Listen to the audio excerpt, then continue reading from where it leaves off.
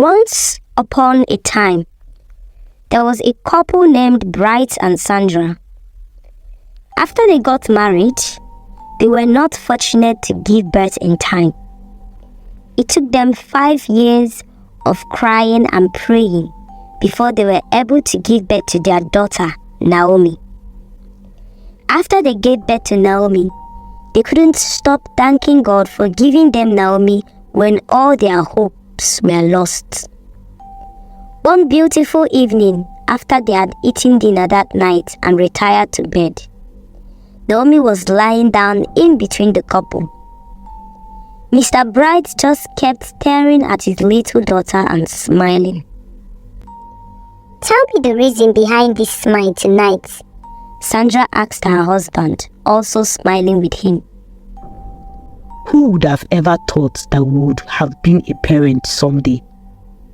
I hope you remember all we went through. Mr. Bright asked Sandra. "Can I ever forget? I was called a barren woman. We were mocked for 5 good years. I got different advice from different friends. Old women called me aside and tried to give me various solutions. Doctors had different things to say each time we went to them. People always pointed to me as I walked past. Even some women in the church used to mock me. I was referred to as the fair barren. I almost committed suicide after a fellow woman told me to my face that I was a man, and that was why I couldn't give my husband children." Sandra said all this, and tears rolled down her cheeks. It's okay. Those are in the past now. God has given us Naomi and blessed us, our bundle of joy, Mr. Bright said with a smile. "Her 7th birthday is coming next week. Our daughter will be 7 years old," Sandra said with a smile. They both just kept staring at Naomi, who was sleeping peacefully. Then Mr. Bright stretched his hand and turned off the lights and bid his wife good night. The next day, Mr. Bright was so tangled at work that he forgot it was time to bring Naomi back from school. It was the weekend, and Mr. Bright was the one who took Naomi back during the weekends. It was already 40 minutes after dismissal, but Mr. Bright was not yet back with Naomi. Sandra decided to wait a bit longer, thinking it was traffic. After a few more minutes, she became worried and called her husband on the phone. Mr. Bright was shocked that almost an hour had flown by after Naomi's school dismissal time. He pleaded with his wife to quickly go get her because he was still very busy. Sandra left what she was doing immediately and started heading towards Naomi's school. She was already 55 minutes late, and it took another 15 minutes to get to Naomi's school. Sandra entered a bus, and just after a 5-minute drive, she got stuck in traffic. The traffic was so bad that Sandra decided it was best she calms down and searched for a bike that would be faster, because the bike riders always have a way of maneuvering the traffic. After walking for a while in haste, Sandra stopped the bike. She tried hopping on the bike, and then she remembered she had forgotten her purse inside the bus she had entered earlier. Sandra didn't know if she was to continue to the school or go back to get her purse. She asked the bike man to go while she goes to take her phone because her phone was inside the purse. Sandra started walking back in quick steps, looking for the bus she had entered earlier. Meanwhile, back at the school, Naomi sat outside with some of her classmates who were waiting for their parents to come and take them home. Some who had older siblings went home with them. As parents came taking their kids in their numbers, Naomi only sat, wondering if her father had forgotten her. "Naomi, Your father is not coming today? One of her classmates asked her as she left with her mother. Naomi was already tired of waiting. She was so hungry. She didn't eat the whole day because she didn't like the food her mother had prepared and put into her lunchbox. Naomi stood up and decided to go home alone. She left the school with her bag and lunchbox. She started walking home all alone while carrying her lunchbox. After a few minutes' walk, Naomi's lunchbox fell from her hand and rolled into the main road. She tried going to pick it up. Someone tried calling out to Naomi because of the speeding car coming towards her in a haste. The man driving the car quickly stepped on his brakes, but it was already too late. He had knocked Naomi down.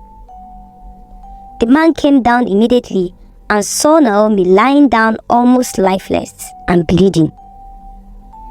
Before people would come any closer, the man carried Naomi into his car. He reversed with her in his car and drove off in a haste.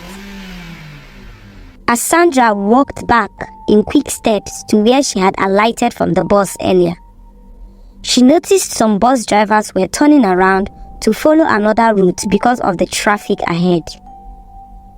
She increased her pace, trying to find the bus she had come down from earlier, but she couldn't seem to identify the bus. It looked like the bus had turned around with the others.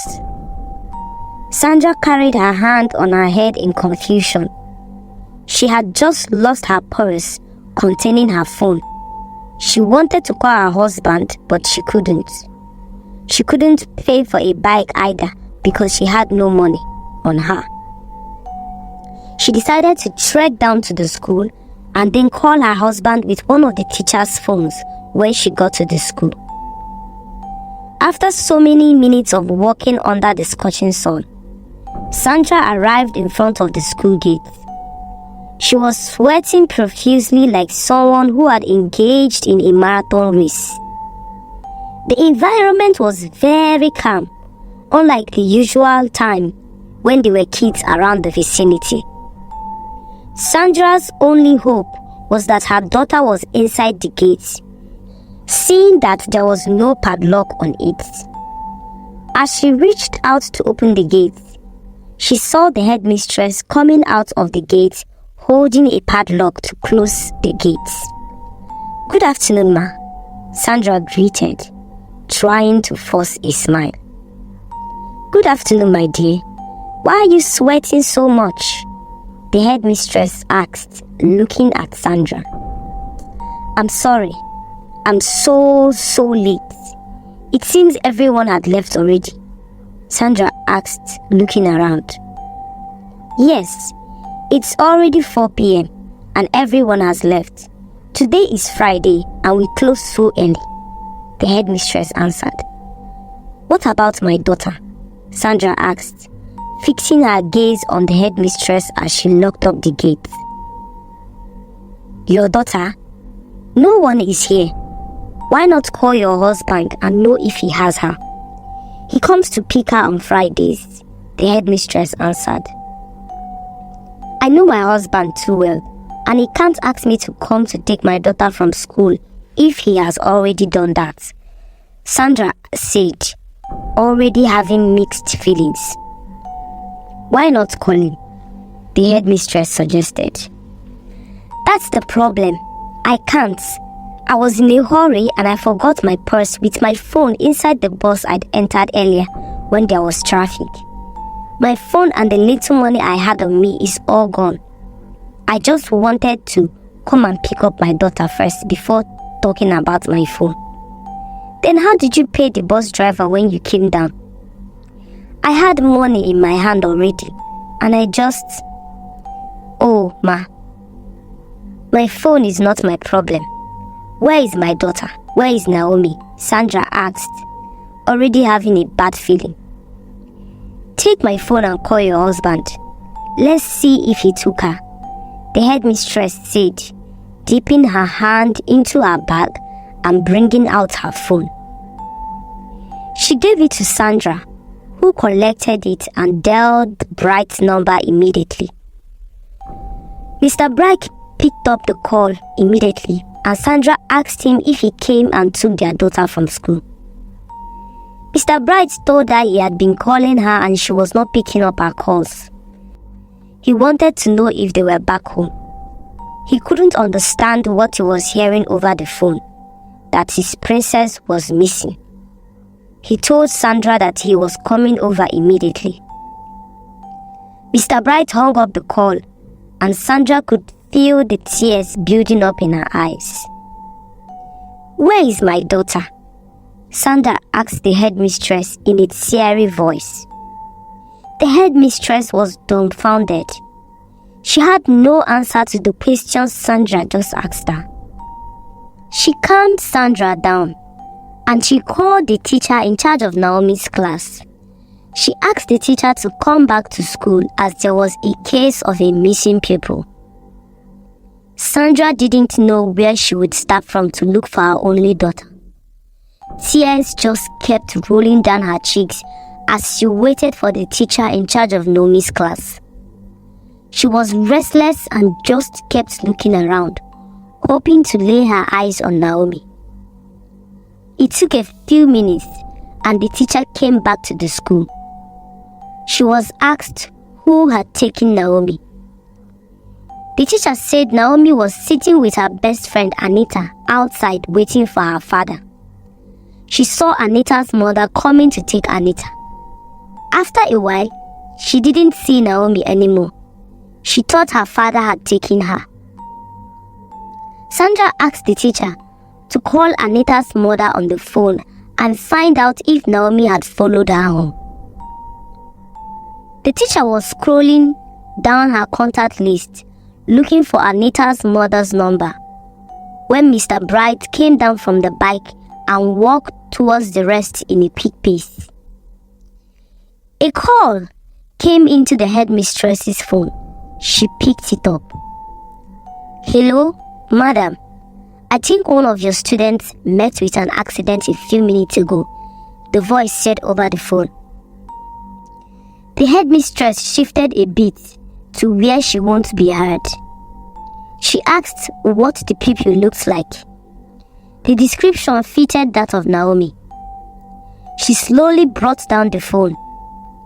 She didn't know how she was going to tell the couple that their only daughter had been involved in a life-threatening accident. More still, no one knows where she was carried off to by the man who had knocked her down.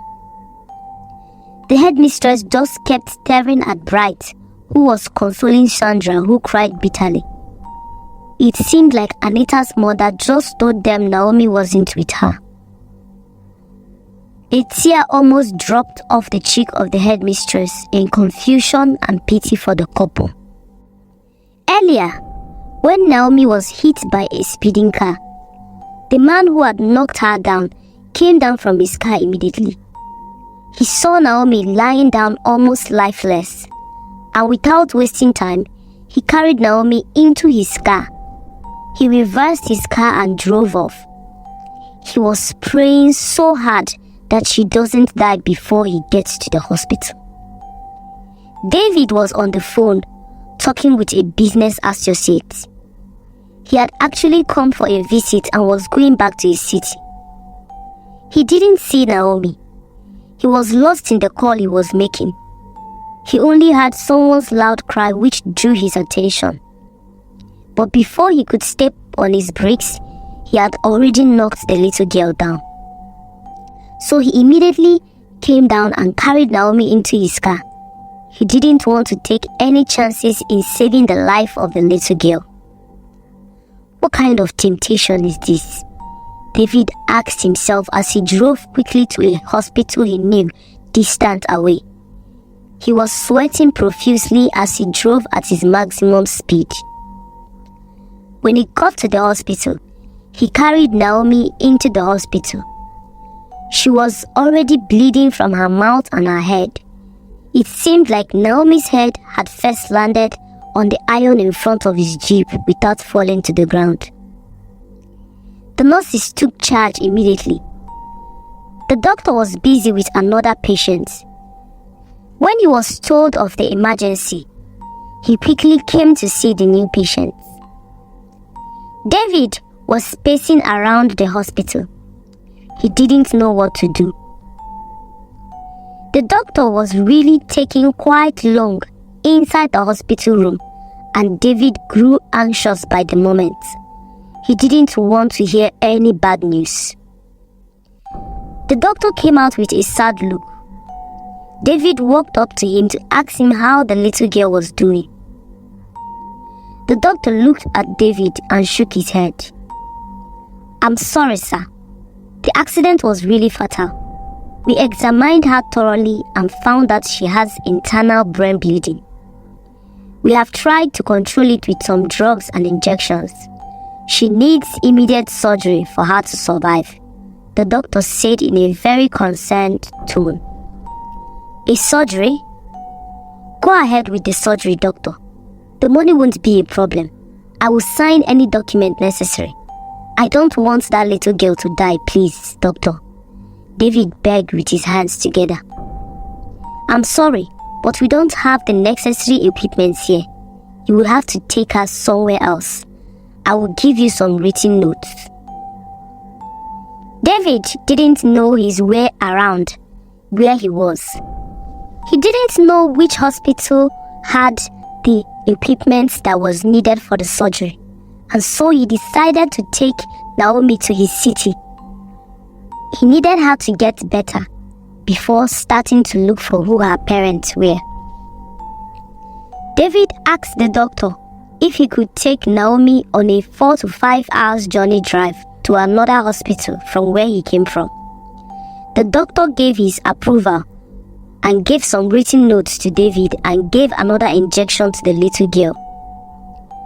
Back at Naomi's school, "Sir," the headmistress called out softly to Mr. Bright. Both Mr. Bright and Sandra immediately turned to see why the headmistress was calling. "I just received a call. Your daughter, Naomi, was involved in an accident." "My daughter was involved in an accident? Where? Where did it happen?" Sandra ran and held the headmistress, asking her impatiently. "Few minutes down the street," the headmistress answered. Sandra ran off immediately towards where she was told, without waiting for the rest. Mr. Bright immediately followed his wife, running towards the said accident scene. When they got there, they were told that the man who knocked her down had taken her. Maybe he had taken her to the hospital. Since no one knew which hospital Naomi was taken to, the teacher, the headmistress, and the couple stopped a taxi and left for the closest hospital. In the taxi, Mr. Bright wanted to burst out to the headmistress, but he knew it was all his fault. Sandra held Bright tight, hoping for her daughter to be in the hospital as streams of tears rolled down her cheeks. Both the teacher and the headmistress also hoped that they would find Naomi in good health. When they got to the hospital, Sandra was the first to run into the hospital. She asked the nurses if they had seen a little girl in school uniform who got involved in an accident. The nurses checked and there was no record of a little girl involved in an accident. Sandra was disappointed, but still moved on to the next hospital.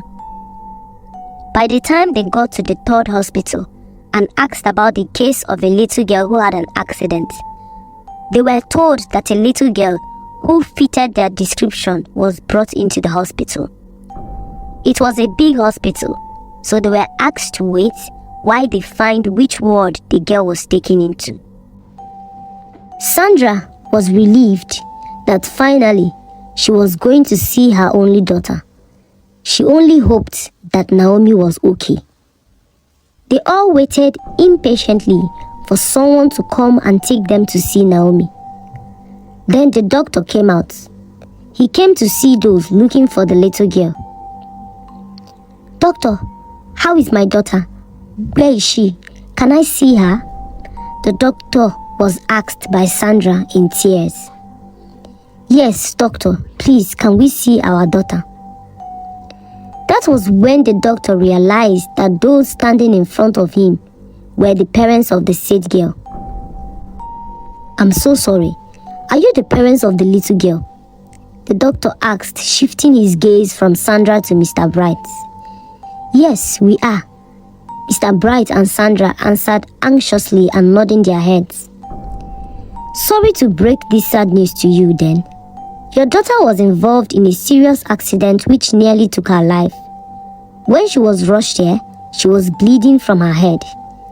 I had thought that was all till I decided to examine her scrupulously, and I found that she had an internal brain bleeding." "My daughter has an internal bleeding. Where is she? Where is my daughter? I want to see her, please," Sandra asked with tears rolling down her cheeks. The doctor heaved a sigh and continued. "Ma, she needed to be operated to stop the bleeding completely. I had given her some drugs and injections to keep the blood from flowing in. Our hospital doesn't have the necessary equipment for the surgery, so the man who had brought her here decided he would take Naomi to a big city so that she can be treated." Which city? Which city, doctor? Do you have his number?" "I don't know the city he lives in. Neither do I have his number," the doctor said in a disappointing tone. Sandra turned slowly, looked at her husband, and then fell down and fainted. They tried immediately to revive her in the hospital. When Sandra woke up, all she did was cry bitterly, asking for her only child. "Why me? Why Naomi? After 5 years, God, after 5 years, you sent Naomi to me. Why this huge temptation? Where is my Naomi? Where is my Naomi?" Sandra kept saying in tears loudly. Mr. Bright tried to hold himself. His charming princess was on the verge of death and no one even knew where she was. He held his wife and tried consoling her. Sandra refused to go home. She wanted her daughter to be brought back to her. The headmistress and the teacher couldn't go home either. They just looked at the couple who were in pains and couldn't help keeping their tears back in. It was getting dark already and they needed to go back home. Mr. Bright convinced Sandra to follow him back home. The headmistress begged Mr. Bright not to take out his anger on their school, as they would put their hands together in looking for Naomi. Mr. Bright wasn't in the mood to start causing havoc. He just wanted to take his wife home because she has not been herself. Going after the school was not going to bring back his daughter. He solemnly blamed himself and hoped the man brings back his daughter alive to them. Back to Mr. David. He was speeding a lot, and when he was stopped by the police, he showed them the report written by the doctor, coupled with the notes, and they let him pass. He drove for hours and finally got to his city. It was already dark, but he drove straight to the hospital. He gave them the notes the doctors had given to him.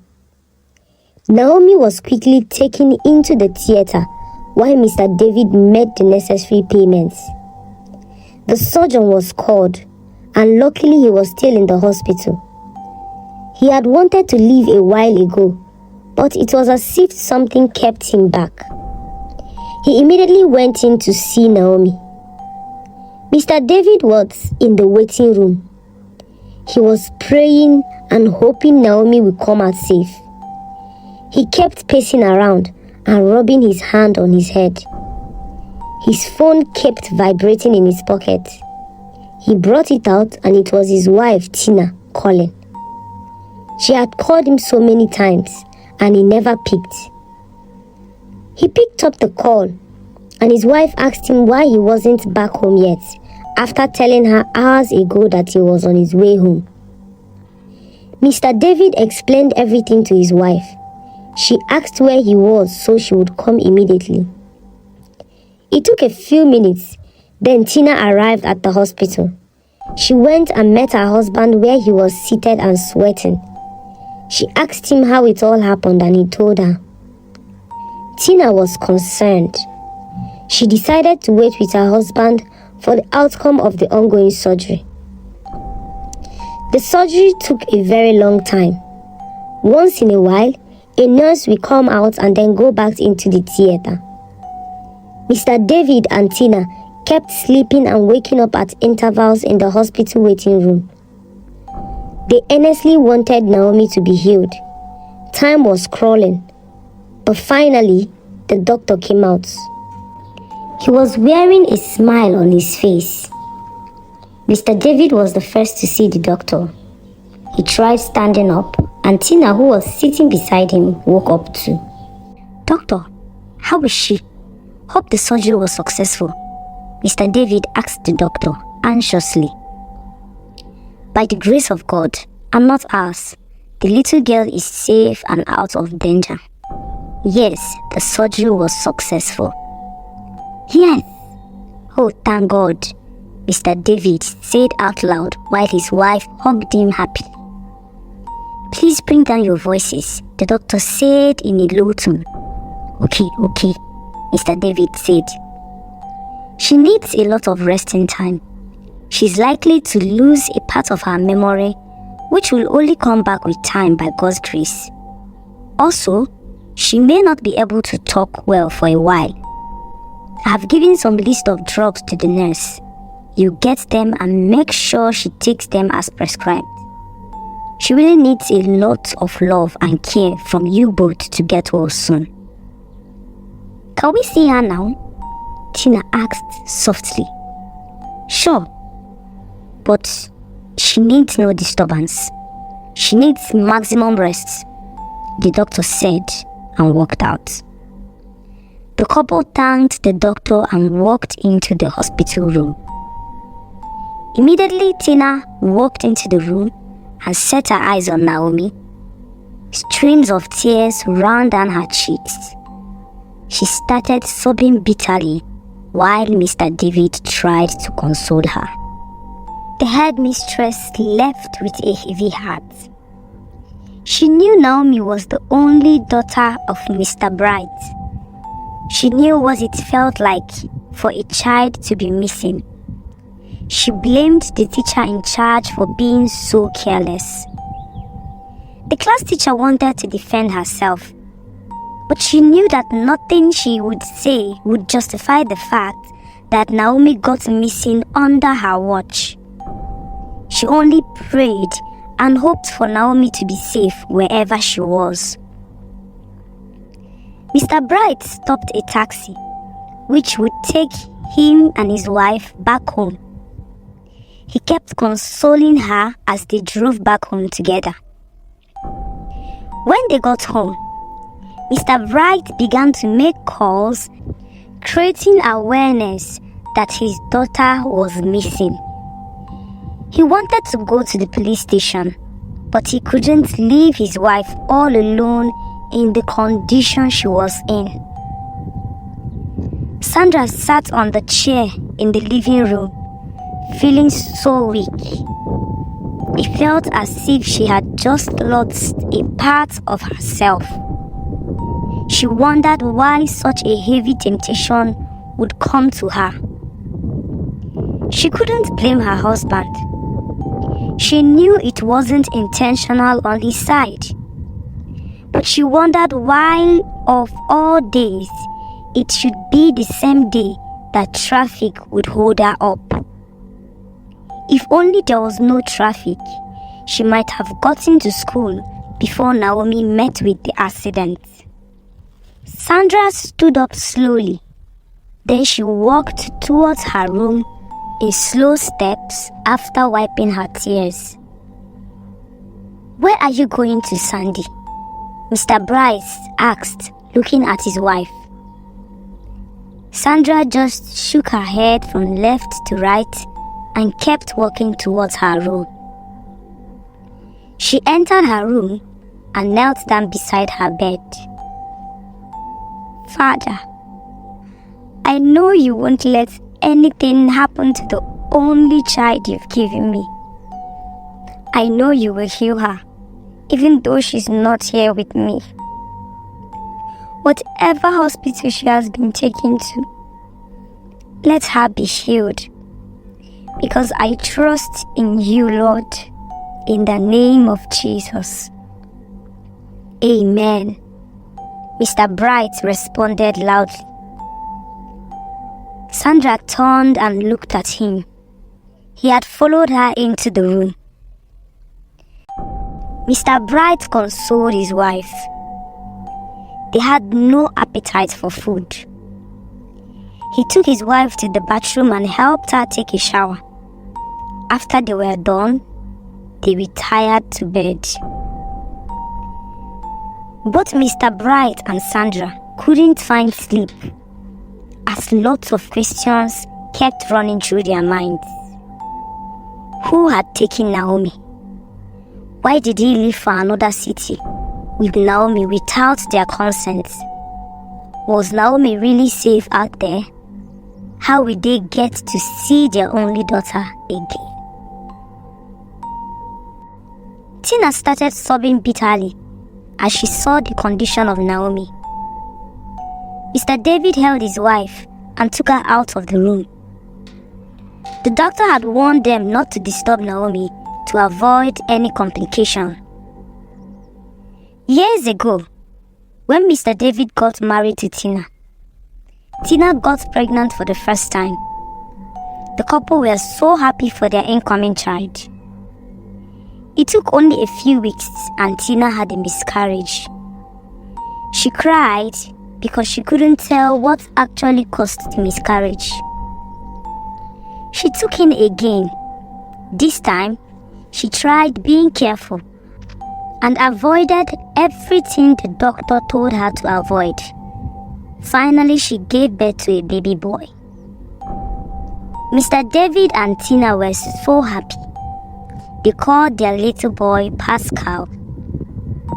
After the birth of Pascal, the doctor came with a sad news that Tina won't be able to take in anymore due to some complications which she had. Mr. David and Tina were not that worried because they had gotten their bundle of joy and they never wanted many children in the first place. Pascal grew into a very smart child. He was admired by many because of how intelligent he was. He became his parents' pride. As time rode by, Pascal fell sick. He was taken to the hospital for treatment, and after some treatment, he got better. After a few weeks, he got sick again. He was once again taken to the same hospital and he got better. It suddenly became a habit for Pascal to fall sick after every week. It didn't disturb Mr. David and Tina that much because they had money to buy drugs for their son. Pascal then began to lose weight and his sickness became so serious. That was when Tina suggested that they change to another hospital. Mr. David agreed and Pascal was taken to another hospital.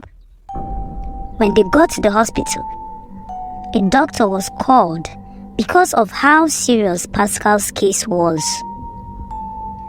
After much checkup with the doctor, he called the couple into his office, leaving Pascal lying on the hospital bed. The doctor told David and Tina that their son had leukemia, blood cancer. He told them that leukemia was controllable and treatable in children. But Pascal's case had reached its peak and he could die at any moment. He advised Mr. David and his wife to go and spend their last moments with their son. Tina cried her eyes out in the doctor's office. Then she went with David to go and see their son. When they arrived, Pascal was just staring at his parents with his eyes partly opened. The couples tried their best to hide their tears. Pascal smiled at his mother while holding her tight. Suddenly, Tina could feel Pascal's grip loosening up. She looked at his son and realized that Pascal was gone. She shook him vigorously, trying to wake him up, but he was really gone. Mr. David stood looking at his son, and tears ran down his cheeks, while Tina hugged Pascal, crying her eyes out. Looking at Naomi, who was lying down with bandages, made Tina remember how her son had given up the ghost on a hospital bed while smiling at her. Who knows? Who knows if she's the only one her parents have, just like us? How would they cope without their daughter? Tina asked her husband in tears. Tomorrow morning, I'll go back and look for our parents, using the name on the school uniform, Mr. David said, still consoling his wife.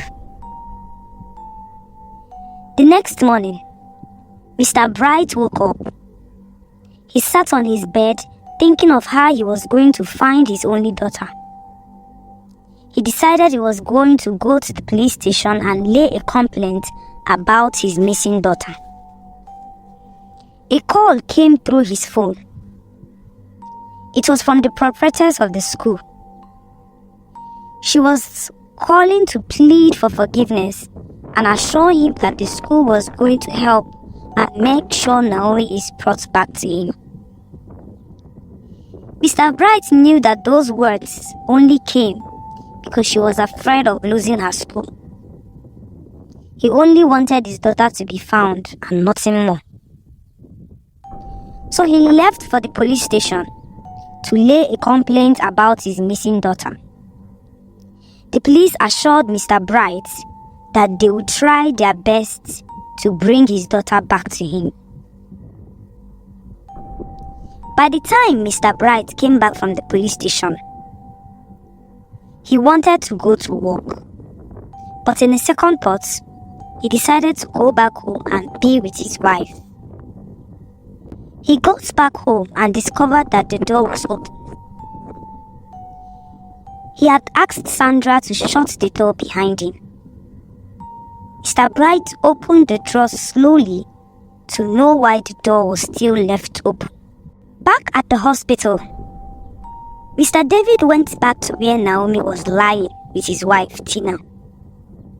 She hadn't moved ever since the surgery was done. She lay still with the white clothes she was changed into, and the bandage on her head had a slight stain of blood. The couple just sat on an empty bed opposite where Naomi lay. She's so beautiful and adorable, Tina said, hugging her husband as they stared at Naomi. Yes, she is. Her parents must be lucky to have her. Thank God the operation was successful, Mr. David said with a smile. He looked at his watch and the time said 2 minutes past 1 a.m. I think you need to go back home and rest, my dear. You have to be at work early, remember? Mr. David said to his wife. Tina tapped her phone and saw that it was early morning already. She told her husband that she wouldn't be able to find sleep if she went back to the house. Mr. David tried persuading his wife, but she wanted to stay with him and Naomi. He felt the way Tina just kept staring at Naomi with so much love. As time went by, Tina slept off on her husband's laps while Mr. David leaned on the wall, sitting on the bed. The reflection of the early morning sun found its way into the room where Mr. David and his wife were. Noises of people moving around inside the hospital woke Mr. David and Tina up. They were tired. The first thing they did was to check on Naomi. She was still sleeping and had not yet opened her eyes. Mr. David left the room and went to get the nurse that was attending to Naomi. He asked for the uniform that Naomi was putting on earlier before they had her clothes changed. The nurse gave the uniform to Mr. David. He went outside and placed the uniform perfectly at the back of his seat. After staring at Naomi for a while, Tina left the hospital room. She was already running late for work. She left Mr. David in the hospital and left for their house. Mr. David gave the nurse some tip and asked her to look after Naomi. Then he left the hospital and went towards his car. Something surprised Mr. David. He had 2 flat tires. He never noticed it when he had come to keep Naomi's uniform. He had just 1 spare tire, so he decided to walk down the road to get help. A few minutes later, Mr. David came back with someone and his tire was changed. It was time for him to travel back to the city where he had knocked Naomi down to look for her parents. As Mr. David approached the said city, something strange happened. He turned to pick up the uniform which he had placed perfectly at the back of his car. But to his greatest bewilderment, the uniform wasn't there anymore. Mr. David stepped on his brakes immediately. He decided to clear off the road and search for the uniform well. He parked his car and came down. He searched for the uniform, but it was nowhere to be found. Who do you think hid Naomi's school uniform? Do you think Tina would want Naomi to return to her biological parents? What do you think would be Tina's ulterior motives? We will find out in the next episode. Thank you so much for watching, and please do not forget to subscribe to our YouTube channel. If you enjoyed this story, give it a thumbs up, comment and share. Thank you and God bless you. He picked up his phone from inside the car and called his wife. When she picked, he asked her if she was the one that took out the uniform he had placed inside his car. His wife told him she never touched the uniform. Mr. David stood for a while, wondering what was going on. First, his tires were deflated. Now, all of a sudden, the uniform he had placed at the back of his car seat was there no more.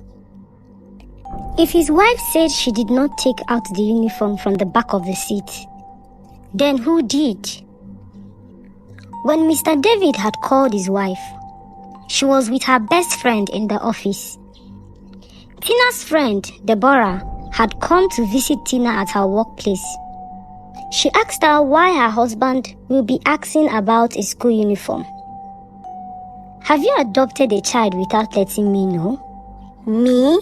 Your best friend?" Deborah asked jokingly. Tina told Deborah the story of how her husband had knocked down a girl after he had gone to visit someone in another city. Deborah was touched by all Tina just told her. From the description that Tina made, the little girl was about the age of Pascal, and she knew that the incident would definitely make Tina remember her dead son Pascal. I would really like to see this little girl, Deborah said, with so much concern in her face. Tina told her that they would be leaving in the next 30 minutes to go see the girl in the hospital and know if she had woken up. Back at Naomi's house, her father, Mr. Bright, who had just come back from the police station after reporting about his missing daughter, met the door to his house open. He had warned his wife earlier to shut the doors, but he was surprised to find the door open. Mr. Bright opened the door slowly, and his wife was not in the sitting room. The whole place was so quiet. He bolted the door behind him and went further into his room, but his wife was not there. He went to Naomi's room and slowly opened the door. There he saw Sandra, seated on the floor and just looking at Naomi's clothes that were on her little wall hanger.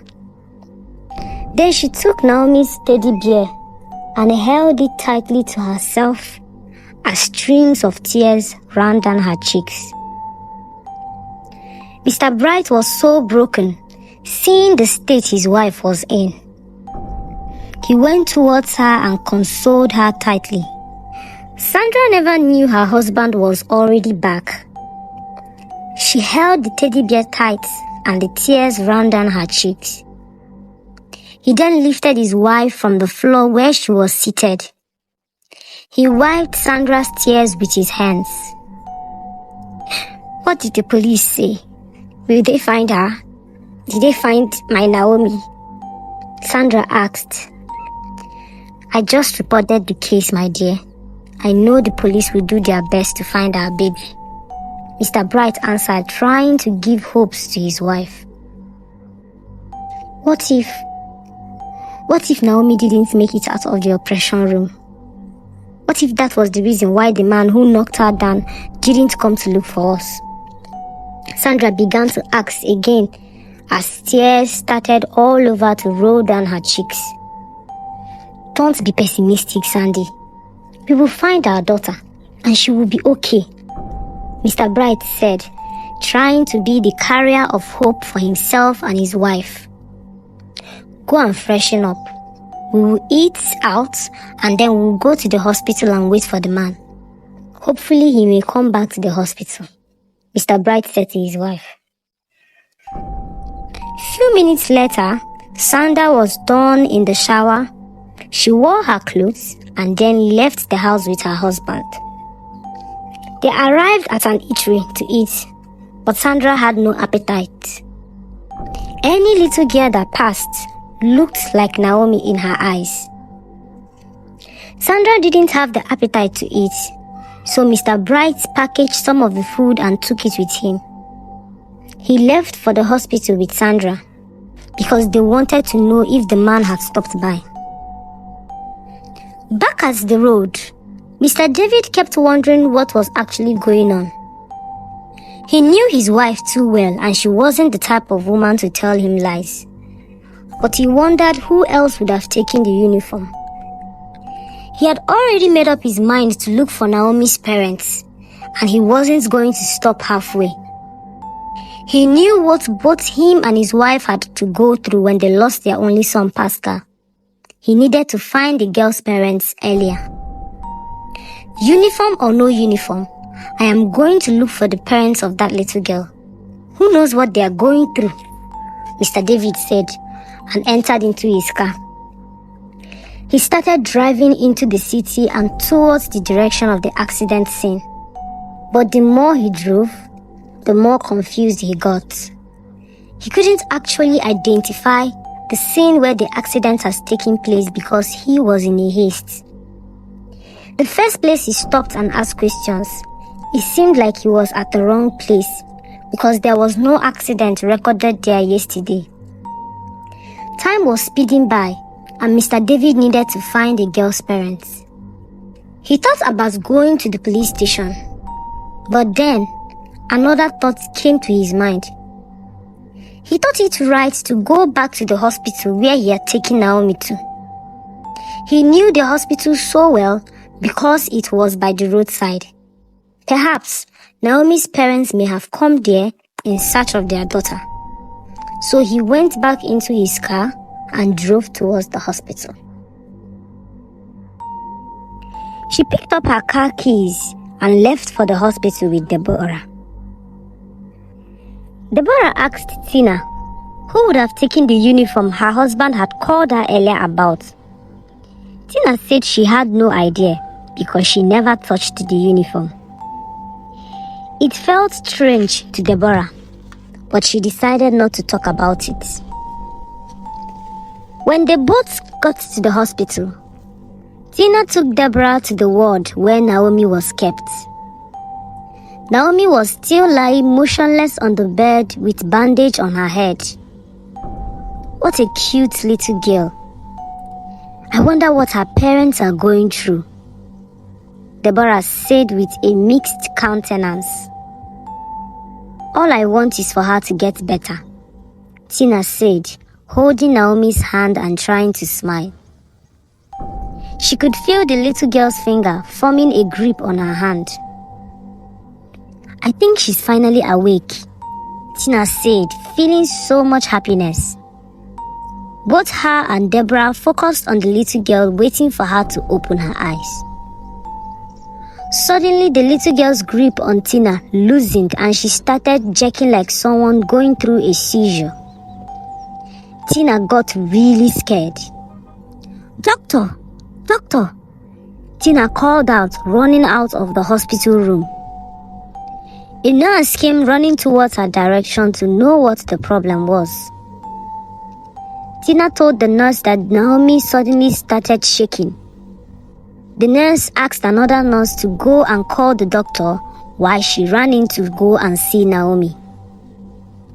Luckily, the doctor was around and he came quickly to see the condition of Naomi. Deborah and Tina were asked to step outside while he attended to Naomi. Tina went outside immediately and called her husband on the phone. She told him that it seemed Naomi's problem was getting worse and that she was so scared of what was going to happen next. Mr. David had already arrived at the hospital. He came down from his car and was about to lock his car up when a call came into his phone. From the way his wife sounded, he felt as if the surgery was done with complications. He became so worried and couldn't bring himself to go into the hospital. He entered back into his car. After a few minutes, Mr. David called his wife on the phone asking if there was any news about the little girl. His wife told him that the doctor was still inside with Naomi and no news yet. She was almost in tears. Lots of questions started popping up inside Mr. David's head. What if the surgery wasn't successful? What if the little girl dies? What will you tell her parents? What compensation do you think your money can give? Can your money replace their dead child? Do you think they will let you go scot-free? As the questions kept racing through Mr. David's head, he suddenly became scared. He knew finding the girl's parents was the right thing to do, but he couldn't bear looking them in their eyes and telling them that their child is dead in case something went wrong. Mr. David reversed his car around and left the hospital. He was going back to where he came from. Whoever you guys are, I am so sorry. I am so sorry. I promise to do my best to make sure your daughter gets well. I pray she gets well and I'll return her to you. I promise, Mr. David said out loud as he drove out. Mr. Bright and Sandra waited and waited at the hospital, but no one showed up yet. Mr. Bright left his wife and went outside the hospital. He called the police to know if there was any news yet, but the police had no news or lead about their daughter. Mr. Bright saw a jeep fitting the description the doctor had given. The jeep was black in color with a bull bar. The car drove into the hospital's vicinity, a distance away from where he stood. The man in the jeep came down. He answered a call and entered back into his car. Mr. Bright stood for a while just observing the car. He wanted to go and ask questions, but he felt as if it was wrong. When he finally got the courage to ask questions, the car reversed and left the hospital quickly without entering the hospital. Mr. Bright heaved a heavy sigh. Then he went back inside to see his wife who he had left. She was lying down on the waiting seat inside the hospital. Mr. Bright tried touching his wife and realized she was having a high temperature. "Your temperature is high, Sandy," Mr. Bright said. Sandra sat up with her face looking pale. "Don't do this to yourself. Don't add to our problems, please," Mr. Bright said, holding his wife. Just then, the doctor walked towards where Mr. Bright and Sandra were seated. "Doctor," Mr. Bright called, running towards the doctor. The doctor, who was actually coming towards their direction, stopped a bit as Mr. Bright ran up to him. "Doctor, my wife's temperature is high, and it seems like she has suddenly fallen sick," Mr. Bright said to the doctor. The doctor walked to where Sandra was seated. He felt her temperature with his hands, and he asked her how she was feeling, and Sandra explained her condition to the doctor. "I assure you that your daughter is safe and well. The man who had taken your daughter seemed like a nice man, and all he wanted was for her to be okay. Don't be hard on yourself, okay?" the doctor said to Sandra in a consoling tone. "Can I see you privately?"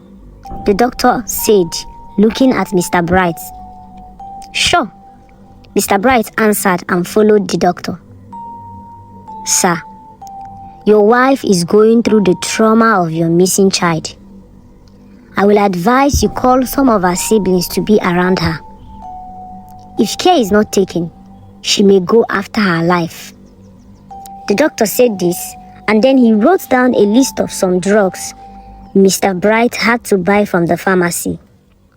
He handed the piece of paper to him and was about walking out. "Excuse me, doctor. Please, can I ask you a question?" Mr. Bright said, calling back the attention of the doctor. "Yes, go ahead," the doctor responded after turning back. "The man that brought my daughter to this hospital, is it all dark with a white beard?" "Yes, I think that's exactly his description. That is the description of the man who had brought your daughter here. He came with a black jeep having a bull bar." "How did you know?" the doctor asked inquisitively. Mr. Bright took a step backwards and folded his lips, trying to keep in the tears that were building up. "Doctor, the man just left this hospital a few minutes ago. He drove in, and I saw him, but I didn't have the courage to go and confront him," Mr. Bright said, with so much regret. The doctor heaved a heavy sigh. He assured Mr. Bright that the man would definitely come again looking for them. He told Mr. Bright not to tell his wife about it for her own sake, and then he walked away. Mr. Bright stood confused for a while. He didn't know who he was going to call to stay with his wife. His wife's sister stayed in Ghana with her husband. Mr. Bright walked slowly to where his wife was. He lifted her up and walked with her to the pharmacy. He bought the prescribed drugs and left the hospital. When he got home, he served the food he had taken earlier from the eatery, and he tried making his wife to eat, because she hadn't eaten for more than 24 hours. He couldn't give her drugs without food. Sandra sat looking at the food in front of her and the drugs on the table, and tears rolled down her cheeks. Back at the hospital where Naomi was being revived by the doctor, immediately Tina dropped the call with her husband. The doctor walked out of the room with a nurse. Tina ran towards him with Deborah. She then asked how the little girl was doing. The doctor said that everything was okay with Naomi. She was just readjusting because of the surgery that took place. He assured her that all was well and they could go see Naomi because she was awake. Tina held her chest and let out a deep breath. "Thank you, doctor," Tina said, and rushed into the room with her friend Deborah. Naomi lay down on the bed and tears rolled down from the corners of her eyes. Tina knew Naomi was shedding tears because she was trying to understand what was going on, but she couldn't. Tina told Deborah to stay with Naomi while she would go and find what she was going to eat. Few minutes later, Tina came with a plate of food. She made Naomi sit up and she started feeding her. Tina found joy with every spoon of food she put into Naomi's mouth. Naomi was hungry and she finished the whole food Tina bought. Deborah could feel the love emitting from Tina's eyes as she fed Naomi. The ladies were lost in excitement and didn't hear as Tina's phone kept ringing inside her bag. It was Mr. David calling. He drove at a high speed. He wanted to see things for himself. He drove for a long time and his phone started ringing. He tried to pick the phone up from the passenger seat and it fell down from his hand due to anxiety. He reduced his speed and then reached out for his phone. It was his wife calling. He picked up the call anxiously. His wife told him that Naomi was okay and out of danger. It was as if cold water was poured on Mr. David's head when he heard those words from his wife. It was already late and he had left the city already. He really wanted to see Naomi with his eyes and know how she was faring. When Mr. David arrived in his own city, he drove directly to the hospital. When he arrived at the hospital, something shocking happened. As soon as he turned off the ignition key, he felt as if something was behind his seat. He turned back and it was Naomi's uniform lying on top of his back seat. Mr. David came down from his car and went towards the back seat to confirm. It was really Naomi's school uniform. But how? I thought... Mr. David began to wonder if he was actually seeing right. It was so surprising to him.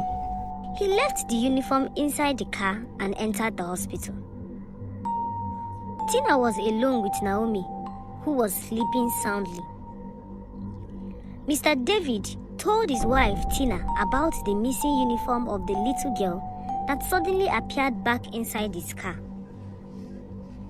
Tina told Mr. David to come show her the uniform. When they both came outside and opened Mr. David's car, the school uniform was gone. They found out it was missing. The school uniform was nowhere to be found.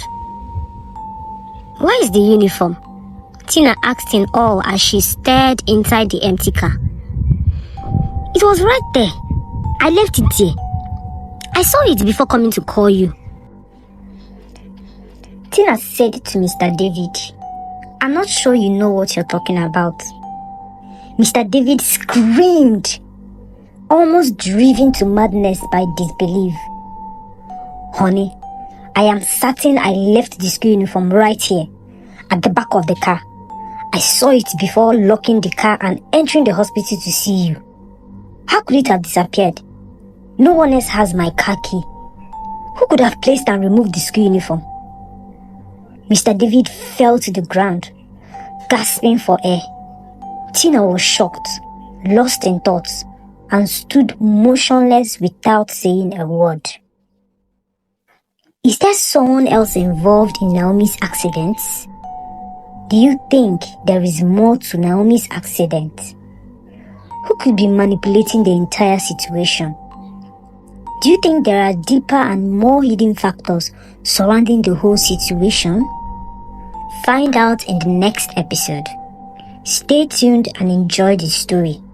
Don't forget to subscribe, like, and share with your loved ones if you enjoyed this episode. I'll see you in the next episode. Thank you and God bless. Mr. David fell to the ground, gasping for air. Tina was shocked, lost in thoughts, and stood motionless without saying a word. Mr. David could not endure it anymore. He fell to the ground and fainted. Tina screamed and called out for help. The patient care assistants arrived and took Mr. David into the hospital, where he was placed on treatment immediately. After some hours, Mr. David woke up and found himself lying on the hospital bed, with Tina sitting very close to him. Tina said to Mr. David, "The doctor said you've been stressed. I think that is why you have begun to see things. I think you're stressed out. You know, you haven't had proper sleep since yesterday, and I think it is making you see things. Maybe you misplaced the uniform." But Mr. David knew what he saw. He had seen the uniform earlier before it disappeared. He kept wondering if actually his wife was saying the truth, that his mind was playing tricks on him. "Let's go see the doctor," Tina said to her husband. Mr. David got up from the bed. He joined his wife to go see the doctor. When they entered the doctor's office, they asked him if Naomi was okay. The doctor told them that they were free to go back with Naomi. He only told them what to avoid if they wanted her to get better quickly. Don't allow your daughter to be around things that will make her unhappy. She needs to be happy always to help her heal faster, the doctor said to Mr. David and Tina. Mr. David wanted to tell the doctor that Naomi wasn't theirs, but it felt as if something asked him not to. Mr. David thanked the doctor and paid all the necessary bills which were in the receipts. He also made sure he bought the necessary drugs from the pharmacy. Then he left the hospital with his wife and Naomi. That night, after dinner, Mr. David retired to bed with his wife, Tina. They took Naomi into Pascal's room. It was still intact after 2 years. Pascal passed away. None of Pascal's belongings were thrown away or given out. It was as if he never left. Tina always took her time to arrange the room and keep it clean. Whenever she felt the need to be with a child, she goes in there. "Honey?" Tina called her husband as they both lay in bed. "Yes, dear." "Will you still go looking for her parents tomorrow?" Mr. David took a while, and then he heaved a sigh. "I don't know," he said, shaking his head. "I'm so confused. It seems like something is keeping me from finding the little girl's parents, and I just cannot explain it," he said, staring at the ceiling. "I know it will sound selfish, but why don't we keep her? For her to have encountered an accident means her parents are not rich enough. We may give her back and they won't be able to take care of her health issues. Let's keep her till she fully recovers and regains her memory." Do you think giving her up after getting attached is going to be easy? Mr. David asked, moving his gaze to his wife. I don't know. Tina answered. It was a long night for the couple. Mr. David kept trying to figure out what has made the school uniform disappear, till the sweet arms of sleep took them off. The next day, Mr. David woke up very early and went to check on Naomi. She was sleeping peacefully. He got ready for work and left the house. Tina stayed at home because she wanted to keep an eye on Naomi for a while. Naomi was having her breakfast when Deborah walked in after Tina opened the door for her. She had called Tina to ask about Naomi, and Tina told her she would be at home the next day. Naomi greeted Deborah in a sweet voice which was almost inaudible, and Deborah responded. Deborah dragged Tina by her hand out of where Naomi was seated. She asked her softly what was her next plan with Naomi, since she was already better. Tina told Deborah that they planned on keeping Naomi till she recovers fully. I knew it. I saw the way you were feeding that little girl at the hospital. But let me tell you, Tina, you are my friend and I can't give you bad advice. Return this little girl to her parents. You are a mother and you know what you went through when you lost Pascal. Don't talk about Pascal, Tina said immediately, cutting off words from Deborah. How do you intend we find her parents? She can't even remember herself.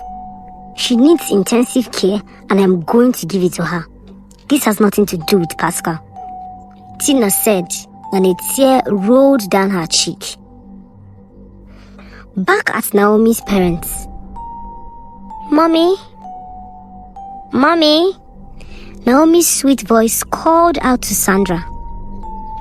Sandra quickly turned, and there was Naomi in her school uniform, smiling at her. She was holding her lunchbox, and her smile was so cute as she shook her head slowly from left to right, showing a bit of her teeth. Sandra spread her arms wide for Naomi to run into them with so much joy. Naomi sprinted forward towards Sandra. Suddenly, an invincible force stopped Naomi from reaching out to Sandra. Sandra couldn't explain what was happening. She then tried running towards Naomi, but she couldn't. The invisible force then took the form of a man. It held Naomi and dragged her backwards, while Naomi kept crying for her mother. Give me my child. Give me Naomi back, please. She's all I have. Sandra kept shouting and crying out bitterly. She's never coming back to you, the man without a face said in a coarse voice. Naomi suddenly stopped crying. The man smiled at her and she smiled back. The man held Naomi by her hand and walked away with her. Sandra couldn't understand what was going on. She tried running after them. She slipped and fell down. Naomi! She shouted as tears ran down her cheeks. Sandy! Sandy! Mr. Bright kept calling and tapping Sandra. Sandra woke up, and it was just a dream, but it felt so real to her. He said he won't give her back to me. He took her. They took my daughter. They took Naomi. Please bring her back. Sandra cried out, sobbing bitterly. Who took our daughter? Did you see any face? He asked, still holding her. No, I didn't see any face. He had no face. He said my daughter is no longer mine. He took my daughter. He took Naomi. Sandra said and continued sobbing. Mr. Bright kept consoling his wife, who won't stop crying. She stood up and tried leaving the room, but Mr. Bright won't let her. He didn't trust her judgment anymore. She was slowly losing it. He dragged her slowly back to the bed. Mr. Bright didn't know who to call at such a time. He decided to call his mother, since Sandra's mother was no more. Mr. Bright's mother picked up the call. She tried consoling Sandra over the phone. Ever since Naomi got missing, she had always called them to know if there was an update. Mr. Bright told his mother about Sandra's dream. He told her about the faceless man Sandra saw in her dream that took Naomi. "Did you say a faceless man?" his mother asked over the phone. "Yes, she said the man was faceless." "Hello? Hello, Mama?" Mr. Bright kept saying over the phone without getting a response. It turned out his mother switched the call on hearing about the faceless man. Back at Mr. David's office, Mr. David was seated in his office, but his mind was not at rest. He kept thinking about what he had discussed with his wife. He began to pace around inside his office. Mr. David really wanted to find Naomi's parents, but he couldn't tell what was really stopping him. He didn't want to get attached to Naomi because giving her up would be more difficult. Keeping her too won't be a good decision because he could already feel the love his wife had for Naomi. Things got confusing for Mr. David. His mind went back to the uniform that got missing and appeared back inside his car. He had arrived at the hospital, but didn't enter because of the distress call from his wife. Nothing was really wrong with Naomi, and he drove all the way back. Denying his wife the right to console herself from the death of their only child, which she hadn't grown over, or taking back the child to the parents who were going through a lot because of their missing child. The decision was getting tougher and tougher for Mr. David. The doctor had also said Naomi stood a chance of losing her memory forever. What if she loses her memory forever? Mr. David asked himself and heaved a sigh. Meanwhile, back at David's home, Tina and her friend Deborah was still having a heated conversation on whether to keep Naomi or return her to her parents. "I'm so sorry, Tina. I know what you're thinking. You call me a bad friend for talking to you about all this. I just feel the little girl's parents need to know that their daughter is okay. I really can't help it if my daughter was knocked down. The pains of losing a child is..." "Please stop it, Deborah. Please. Can you leave my house? I plead with you. Don't open old wounds, Debbie. Just go." Tina pleaded, trying to hold in the building tears. "It's okay. I will go," Deborah said and picked up her handbag. "I'm sorry, Tina." "Pascal, just leave, please," Tina said, holding her hands together and cutting Deborah's words. As soon as Deborah left the house, Tina ran into Pascal's room. She shut the door behind her and then lay on his bed. Sweet memories that she had shared with her son came playing inside her mind. Tina lay on Pascal's bed, holding his bedspread and crying her eyes out. She only wished her son was still alive. "Why didn't you take me too, God? Why did you bring her into my life? Why are you torturing me? Do I really deserve all these pains?" Tina asked, crying her eyes out. The more she tried to hold in the tears, the more it streamed down her cheeks. Back at Naomi's house, Mr. Bright, Naomi's father, was still trying to reach out to his mother, who had hanged up the call earlier. "Hello, Mama. Are you still there?" My son, I don't think this is what we can talk about over the phone. Can you come back to the village tomorrow with your wife? I think there is something I really need to show you. Mama, you are really making me and my wife anxious. Tell me what you know about her dream and the faceless man, please. It's a long story, my son. Please come back to the village as soon as possible. Mr. Bright slowly brought the phone down from his ears and hung up the call. He looked at his wife, who seemed more worried than he was.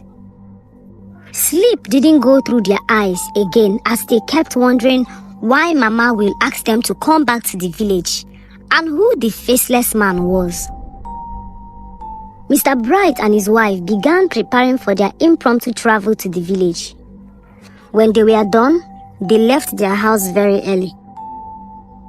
Mr. Bright's village was just a few hours from the city. When they arrived, his mother was seated outside on a bench like she had been waiting for them. Sandra greeted her mother-in-law with tears running down her cheeks. She stood up from the little bench she was sitting on and hugged Sandra. Since it was an emergency matter, Mama told them to sit with her on the little bench outside. Mama, please, I and my wife are curious. Tell us about the faceless man and what he wants with our little princess. Mama heaved a sigh and then turned towards her son. My son, many years ago, I was heavily pregnant with you when my late husband, your father, was into a land dispute with 3 men. They all claimed ownership of your father's land.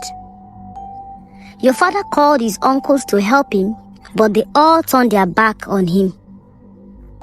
I pleaded with your father to let the lands go, but he told me he wouldn't let his father's sweat be in vain.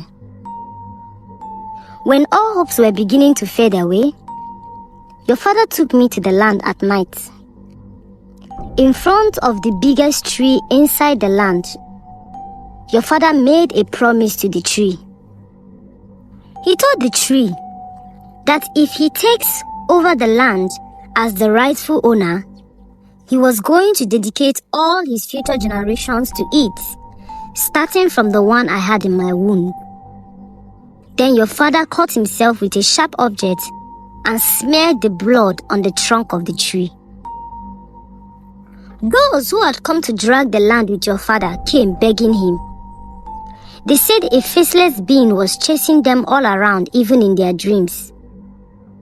One of them died because he tried to stay and continue fighting. Your father took over all the land for himself. When you were born, your father dedicated you to the tree. It's been so many years your father died, and I had already forgotten about it. When you called me and told me about the faceless man in your wife's dream, it took me down the memory lane.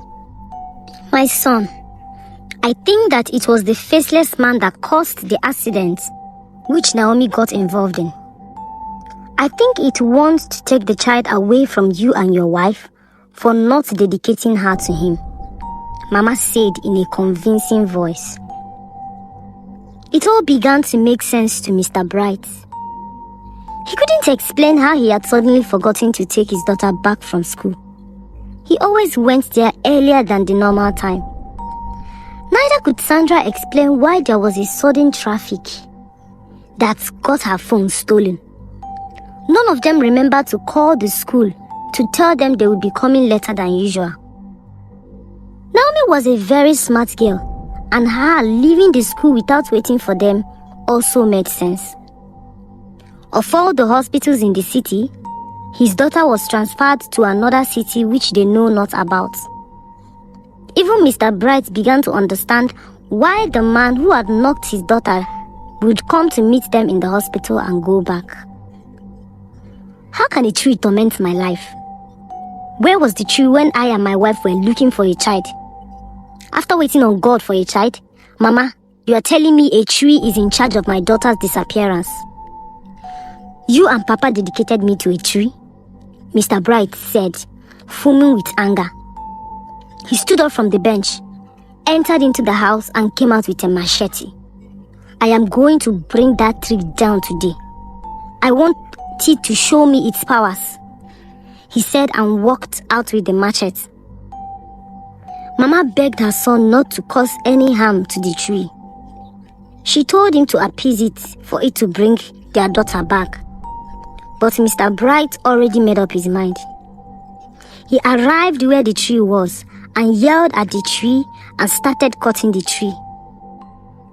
By the time Sandra and Mama would get to where Mr. Bright was, he had already started digging his machete into the tree. After a few minutes of cutting into the tree, Mr. Bright's hand began to shake. He adjusted his hand and continued cutting. Then his hand started shaking vigorously. The machete fell off from his hand. Mr. Bright was just staring at his hands, and sweat, which gathered all over his face, started dropping on the ground. His legs began to tremble, and he started breathing heavily. He turned to look at his wife and his mother, who were staring at him. And then he fell down. Do you think Mr. Bright will survive the attack from the tree? And even if he survives, do you think he will be able to defeat the faceless spirits? We will find out in the next episode, which is the final episode. Stay tuned. If you enjoyed this story, please like, share with your loved ones, and subscribe to our channel so you don't miss the exciting conclusion in the next episode. See you guys in the final episode. Thank you and God bless. Oh my God, I'm finished! Sandra shouted and ran towards her husband with Miran. Mr. Bright was on the floor, shaking. His eyes were opened and he just lay there shaking and staring at his wife. Sandra cried out bitterly and tears ran down her cheeks. Don't do this to me. Please stand up. You're making me scared. Please get up. Sandra said with tears, trying to lift her husband up with Mama, but they couldn't. Mama ran out and saw some guys who were passing by. She asked for their help to lift her son from the ground. Those guys saw Mr. Bright's condition. They quickly carried him up and took him to Mama's house as instructed. Mr. Bright was carried into the house and kept on an old bed inside the room. Mama thanked the guys and they left, wondering what must have kept Mr. Bright in such a condition inside his own land. Sandra sat on the bed beside her husband. Just looking at him sent tears running down her cheeks. We came here for a solution. We came here because of Naomi. Why didn't you just listen to Mama? I just hope we'll see our charming princess again. I don't want to think about it. Just get up. Let's look for a solution together. Sandra continued saying in tears. Mr. Bright just lay on the bed, unable to speak. He couldn't even lift a finger up. He was completely paralyzed. He just continues looking at his wife and tears rolled down from the sides of his eyes. Tears ran down Mama's cheeks. It's been over so many decades and she had never remembered about the faceless man. She never knew he still existed. She was confused and didn't know what to do. She didn't know how her husband discovered the powers in the tree. He had just taken her there that day and he took the oath. She didn't know what she could do to appease the tree for what her son had just done. Mama, what should we do? I don't want to lose my husband, please. Sandra said, still shedding tears. I don't know of any native doctor who is as strong as the faceless man. I think we need to look for a pastor who can help pray against this deity that my late husband created for himself," Mama said, looking at her son who was suffering. "Mama, tell me the nearest church so I can go immediately. I don't want my husband to die. I don't want him to die," Sandra said in tears. Mama directed Sandra to one of the church at the junction. It was quite a big church. Sandra wiped her tears and ran towards the church. When she arrived, she was lucky to meet up with the senior pastor inside the church. He was manipulating his phone. She fell at the pastor's feet and told him the short story about how her husband had gone to cut down a tree and got paralyzed. The pastor told Sandra to wipe her tears because she was at the right place, but that before they leave, she had to pay deliverance and consultation fee. Sandra was desperate and ready to pay anything. She transferred some amount of money into the church account in tears. When she was done, the pastor called 2 other pastors and left with them to Mr. Bright's house. After seeing Mr. Bright's condition, he asked to be taken to the evil tree which had paralyzed Mr. Bright. Sandra took the pastors to the tree. When they arrived, the pastor said some words of prayer and picked up the machete from the ground. Something unexpected happened. The pastor went closer to the tree with the machete he had picked up. He was filled with fear because of Mr. Bright, who had made a cut on the tree and was paralyzed. But as a pastor, he mustered up courage and said some words of prayers. He raised up the machete and made a cut on the trunk of the tree. Nothing happened to him. Then his courage rose. "Someone say this tree must go down," the pastor said with so much joy.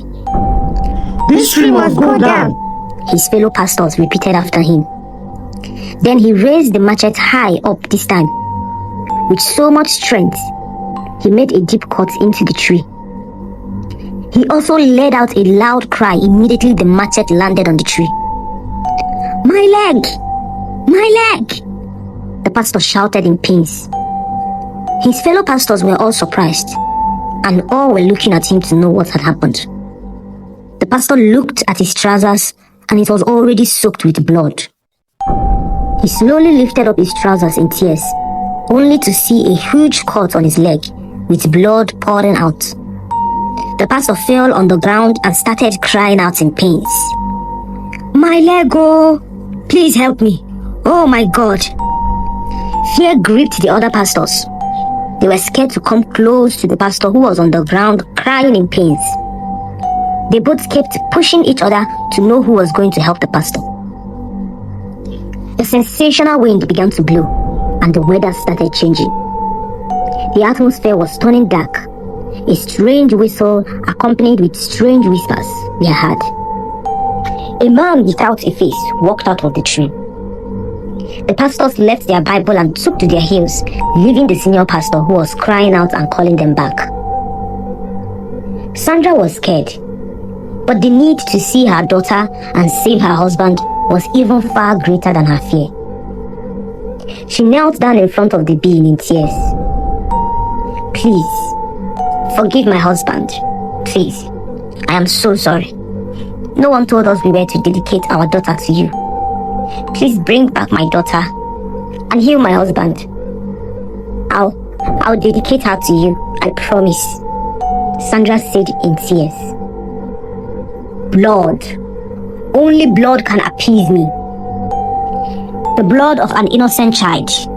Else he dies and the child never comes back to you," the voice echoed from the tree. The faceless being returned and walked towards the tree. No, please, forgive us. Please, I can't lose my family. Please have mercy, please." Sandra continued pleading in tears to the being who didn't seem interested in her pleas. It walked back into the tree without uttering a word, and the climatic condition changed and everywhere became bright again. Sandra looked beside her, and the pastor who was crying out in pain was lying down dead. It seemed like he had bled out on the spot because of how deep the cut was.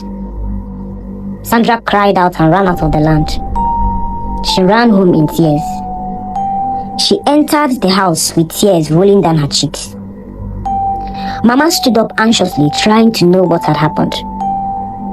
Mama, he's asking for blood. Blood of an innocent child. How can I kill someone's child for mine? What about the pastor?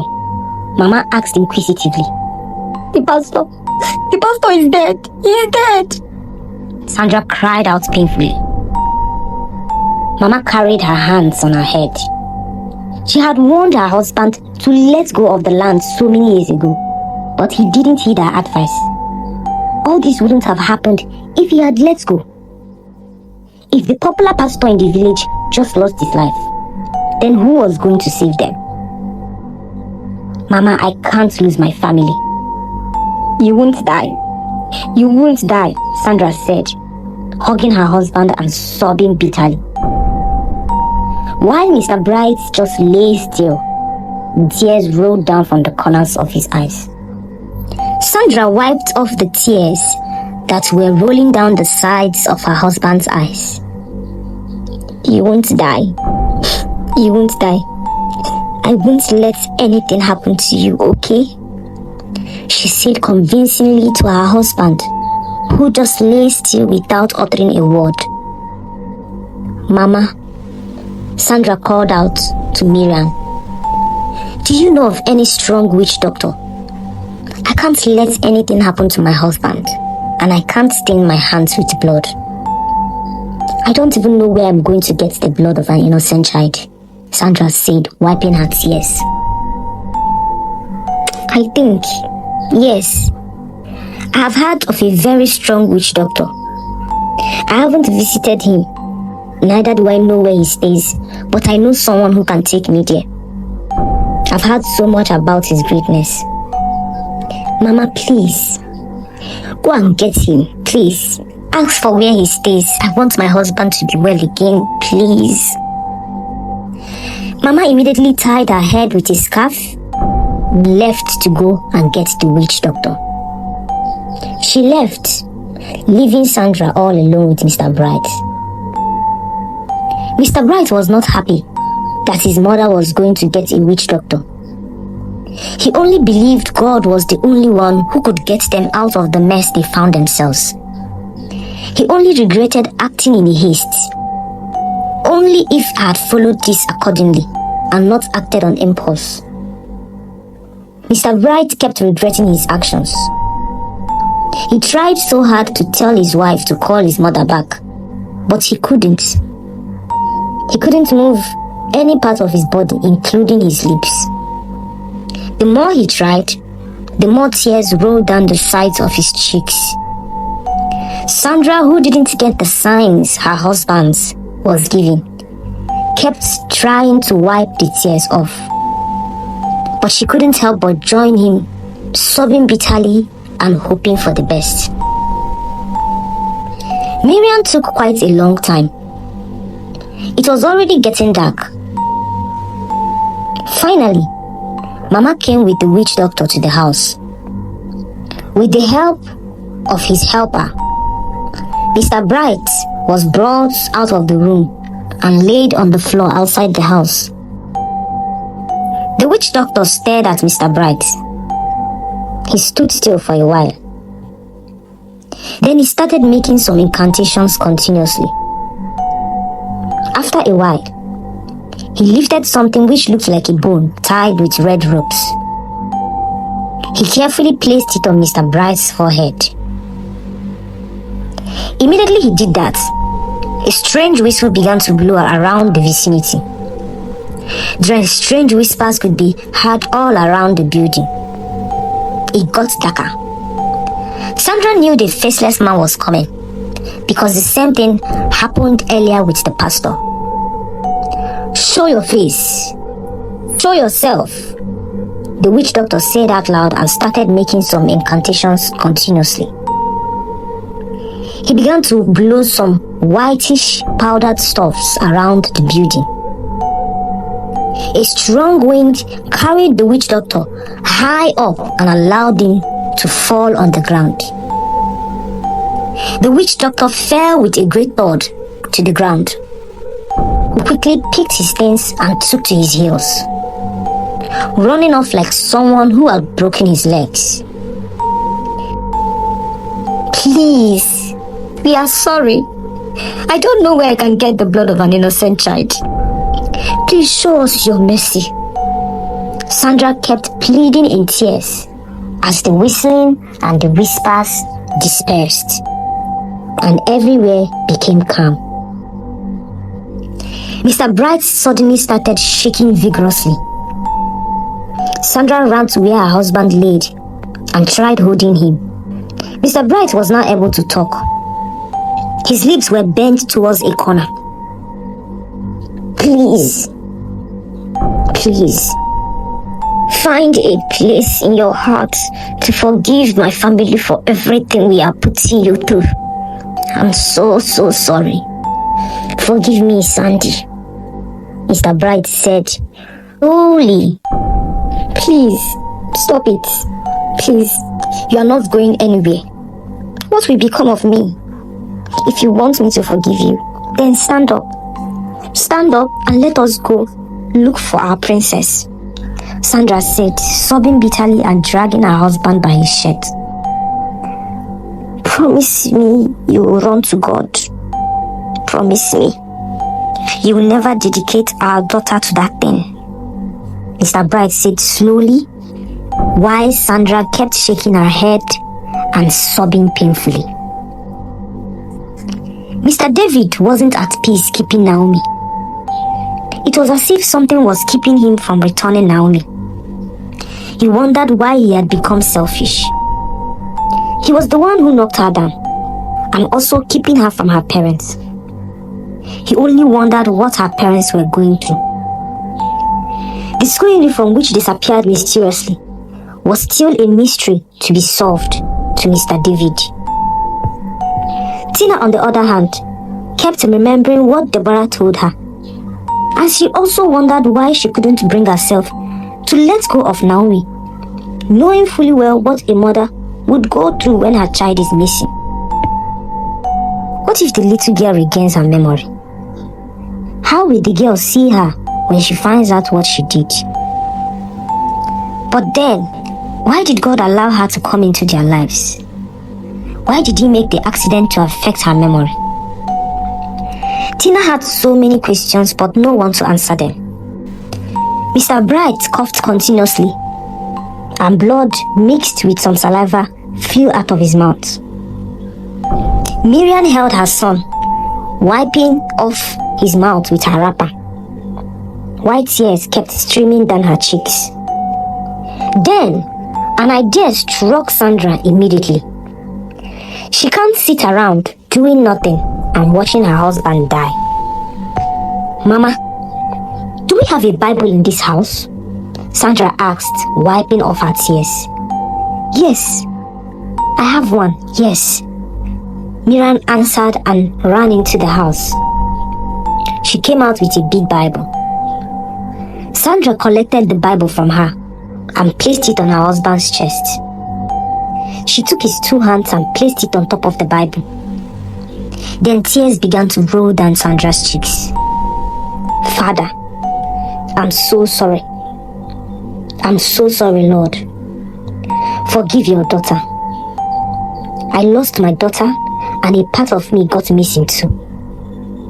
Father, please, don't let me be a widow at such a young age.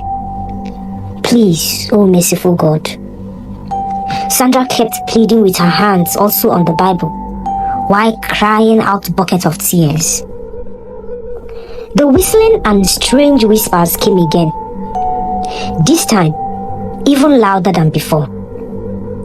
Mr. Bright started jerking vigorously. He was trying to say something, but he couldn't. Sandra and Miriam tried holding him, begging him not to die on them, while tears streamed down their cheeks. Suddenly, Mr. Bright stopped shaking and became cold. Tina fixed dinner for everyone. They were all eating in a moody environment. Both Tina and David had suddenly developed guilty conscience for keeping Naomi. Are you my mother and father? What is my name? Naomi asked the couple slowly and abruptly. Mr. David and Tina didn't expect the question. They both stared at each other. Just eat your food, my dear. You need a lot of rest. We will tell you all you need to know tomorrow, Tina said with a smile, cutting her husband's word. Naomi nodded her head and continued eating. After the food, Tina took Naomi back to Pascal's room, while she retired to bed with her husband. They both couldn't find sleep. Tina's thoughts kept racing against each other. Mr. David decided he would present the matter to his pastor for counseling, since the next day was a church service. The next day, the couple prepared and left for service with Naomi. People kept staring at Mr. David and Tina as they walked in with a little girl.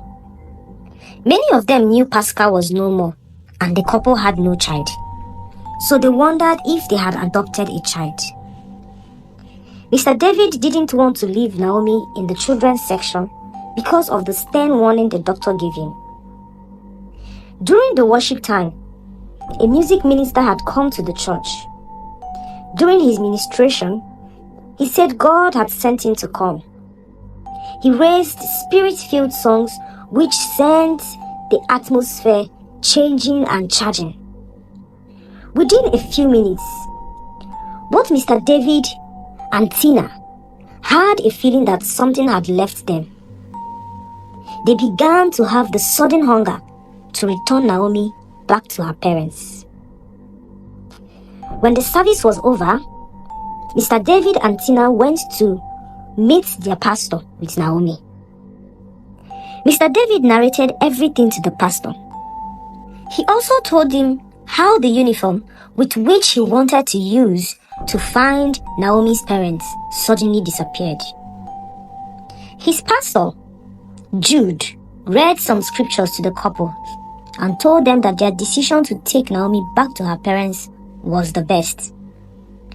But he also warned them to be prayerful, because the uniform which kept disappearing wasn't ordinary. Mr. David told his pastor that he would be traveling the next day with Tina to go look for Naomi's parents, and also apologized to them for knocking down their daughter. Pastor said a few words of prayers with the couple and Naomi, and then he allowed them to leave. Mr. David, his wife, and Naomi went back home, and they began to prepare for their journey the next day. At night, Tina felt sober. She began to miss Naomi. She had felt what it meant to be a mother once again, within the few days Naomi had spent with them. But she knew she was about to do the right thing. She called Deborah, her friend, on phone and apologized to her for walking her out of her house. She told Deborah that she had realized her mistake and that she would be taking Naomi back to her parents. Deborah was so happy for the decision her friend made, and she forgave her. Very early in the next morning, the couple were still asleep. Mr. David's phone started ringing. He woke up to check who would be calling him so early in the morning. It was the pastor calling him. Mr. David picked the call anxiously to know why his pastor was calling him so early in the morning. "Good morning, sir," Mr. David said. "God bless you, Brother David. I was praying for the members of the church very early this morning when God revealed something to me. Tell me, sir, if you embark on the journey to return that little girl, everyone inside the car will lose their life in a fatal accident." Immediately, Mr. Bright became cold. Mr. Bright's heart had stopped beating. Sandra's eyes widened. She got frozen and tears just rolled down her face. Sandra looked up and then held the Bible tight on her husband's chest. God, this isn't what you promised me. I can't be a widow at such a young age. Show your mercy, Father. Sandra said out loud in pains as tears rolled down her cheeks. Suddenly, Mr. Bright took a deep breath and he opened his eyes. Mr. Bright came back to life immediately. Sandra was filled with joy, and so was Mama. They both held Mr. Bright tightly, and tears of joy kept running down their cheeks. Sandra thanked God gratefully and only hoped her husband gets healed from the afflictions of the faceless man.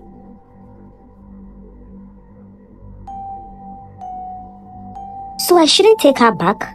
Mr. David asked the pastor. No. I think some forces are trying to keep the little girl from getting to her parents. The powers are strong, but God is stronger. The little girl will be taken back to her parents. There's a ministration in my spirit to go with you. I'll wait for you to come pick me up. Thank you so much, Pastor. God bless you, the pastor said, and hung up. The phone was on speak out, so Tina had everything. She immediately went to Pascal's room to check on Naomi. Naomi was sleeping soundly. She came back to her room and began to prepare. Within an hour, they were all ready to leave. Mr. David drove to the pastor's house in order to get the pastor to go to the journey with them. When they arrived, the pastor said some prayers holding their hands. Then he anointed the car and everyone inside. Then the journey began. Mr. David drove for hours. On getting to the entrance of the city, something mysterious happened. A lorry driver left his lane and started driving with so much speed towards Mr. David. It was as if the lorry's brake had failed. It drove directly towards Mr. David. Mr. David tried going off track, but it was as if something held his hand so tight so he could clash with the incoming lorry. Mr. David couldn't explain how it happened, but both his car and the lorry stopped without clashing into each other. The pastor came down and saw it and began to praise God because it was only a miracle from God. Because both cars stopped instantly in front of each other. Mr. David, his wife, and the pastor kept thanking God for saving their lives. Mr. David wanted to talk about the accident, but the pastor told him a bigger battle was up front and he should still be in faith. Mr. David drove straight to the hospital where he had taken Naomi to. He went to see the doctor, but unfortunately, neither Bright nor Sandra had left their number. Mr. David then thought about going to the police station when a nurse stopped them on their way out. She knew the headmistress of Naomi's school. She told Mr. David that she knew the school Naomi attended. Mr. David asked her to take her to the school. She joined them inside the car and directed them to the school.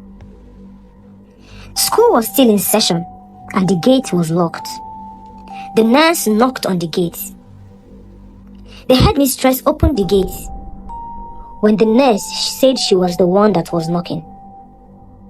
The headmistress was surprised to see Naomi. She immediately carried her up in so much joy. Where did you see her? Were you the one that knocked her down? Thank God you're okay, my daughter. What? Please, Can you help us call her parents? Mr. David calmly asked, cutting off all the questions the headmistress had. The headmistress had Sandra's number. She dialed it and it was switched off. Then she remembered that Sandra had lost her phone the same day Naomi got missing. She asked some of the teachers if they knew Naomi's house. One of the teachers knew her house, so the teacher left with Mr. David and the others towards Sandra's house. On arrival, they were told by the neighbors that Mr. Bright had traveled to the village with his wife in search of a solution for their missing daughter. Mr. David thought about what he was going to do next. Going back was not an option. It was better they return Naomi before her parents would do something they would regret. Pastor Jude told Mr. David that God just ministered something to him. He needed to get to Mr. Bright's village before things would get out of hand. Mr. David asked for Mr. Bright's village, his full name, and luckily for them, Mr. Bright's village was just the next village after that of Tina. So they set off and drove towards his village. It wasn't that far. It took barely 2 hours and they got there. Mr. David started looking for Mr. Bright's compound, and he was well directed because of his surname. On getting to Mr. Bright's compound, there was Mr. Bright lying down outside with Sandra, who was sitting beside him. She was struggling to feed him after he had refused to eat. The black Lexus parked inside the compound, and Mr. David came down from his car. He walked towards Sandra. "Good afternoon, ma'am. Is this Bright Umei's compound?" Mr. David asked. "Yes, this is my husband and I am his wife, Sandra," she said. "We are in the right place," Mr. David said out loud, and the pastor came down from the car. So did Tina and Naomi. Sandra tilted her head to see who was coming from the car, and it was her charming princess Naomi. She immediately jumped up. "Our princess is back! She's back!" Sandra shouted and ran towards Naomi with tears of joy streaming down her cheeks. She hugged Naomi tightly and started laughing and crying at the same time. She dragged Naomi and went towards her husband. "Our charming princess is here. Stand up and lift her up like you do," Sandra said with tears in her eyes. Suddenly, there was a great change of the atmosphere, and a great whistling sound was heard. The whispering came slowly and added velocity with time. "This is it. It's here. I can feel the evil aura," the pastor stayed, standing his ground and holding his Bible. He began to make declarations from the scriptures and sprinkling the whole environment with the anointing oil. He made the environment so hot for the faceless deity to even enter. As the sounds dispersed, Miriam walked in, so surprised at what was going on inside her compound. She was so happy and delighted seeing her granddaughter again. The pastor asked everyone to remain in the house while Miriam would take him to the root of the evil. Miriam took the pastor to the land where the tree was. The pastor arrived in front of the tree and made so many bold declarations with scriptural backups. He asked Miriam to denounce the deity, which she did. Then he ordered Miriam to go and get boys who will cut down the tree. As Miriam ran off to go get the boys, the pastor continued praying. The faceless man walked out of the tree with blood dripping down his hands. It looked so weak. It fell down and disappeared. Yet, Pastor Jude kept praying. It took a while. Then the boys came and cut down the tree. By the time Miriam would get home with the pastor, her son, Mr. Bright, was already sitting down on a chair outside, looking so healthy and strong again. She ran in and hugged him with so much happiness. Mr. David already explained everything to the couple, and they forgave him because they knew it was the manipulation of the faceless man. Naomi had divinely gotten back her memory, but the last thing she remembered was that she was sitting down and waiting for her parents in front of the school's gate.